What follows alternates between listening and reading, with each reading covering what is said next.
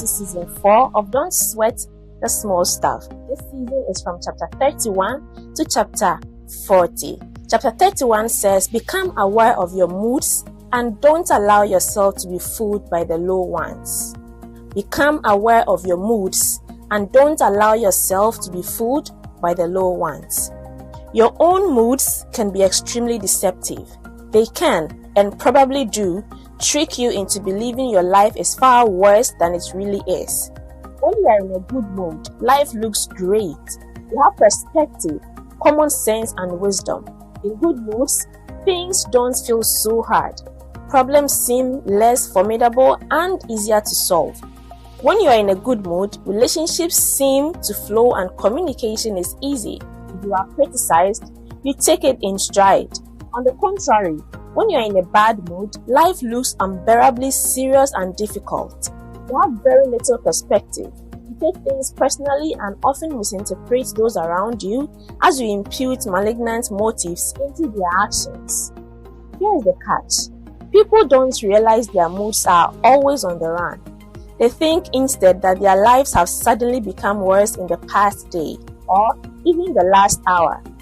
So someone who is in a good mood in the morning might love his wife, his job, and his car. He's probably optimistic about his future and feels grateful about his past. But by late afternoon, if his mood is bad, he claims he hates his job, thinks of his wife as a nuisance, thinks his car is a junker, and believes he's going nowhere in his career.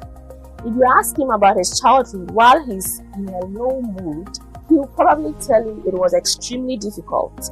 He will probably blame his parents for his current plight. Such quick and drastic contrast may seem absurd, even funny, but we are all like that. In low moods, we lose our perspective and everything seems urgent. We completely forget that when we are in a good mood, everything seems so much better. We experience the identical circumstances, who we are married to, where we work, the car we drive, our potential, our childhood entirely differently depending on our mood. When we are low, rather than blaming our mood as would be appropriate, we instead tend to feel that our whole life is wrong. It's almost as if we actually believe that our lives have fallen apart in the past hour or two. The truth is, life is almost never as bad as it seems when you are in a low mood. Rather than staying stuck in a bad temper, convinced you are seeing life realistically, you can learn to question your judgment. Remind yourself, of course, I'm feeling defensive or angry, frustrated, stressed, depressed. I'm in a bad mood. I always feel negative when I'm low. When you are in an ill mood, learn to pass it off as simply that, an unavoidable human condition that will pass with time if you leave it alone. A low mood is not the time to analyze your life. To do so is emotional suicide. If you have a legitimate problem, it will still be there when your state of mind improves.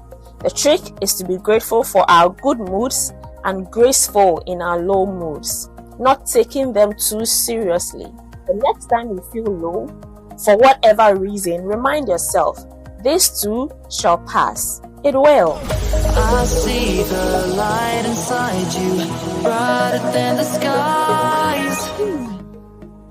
Such a great and inspirational way to start a new chapter, a new day, a new season. Become aware of your moods and don't allow yourself to be fooled by the low ones. As much as this is so practical, some of us may not plead guilty, but some of us are guilty. Me too, at times. Yes, sometimes when we get low, when things, especially when things don't go as planned, when one thing becomes lower, when one thing goes unexpected, we become very low, our mood changes, and the whole of our life is bad. Yeah, so to speak. But this chapter is telling us that we have to become aware of our moods. You have to know the good ones. You have to know the bad ones. What turns on, what turns off. And we should not allow ourselves to be fooled. Never. It could be hard, but we can learn it. That is why we are reading, and that is why we are equipping ourselves to grow, to develop ourselves. So let's just give ourselves this challenge. This week, through the weekend, let's consciously become aware of our moods so that we don't allow ourselves to be fooled by the low ones. I'll see you again in our next episode. That will be chapter 32. Bye-bye.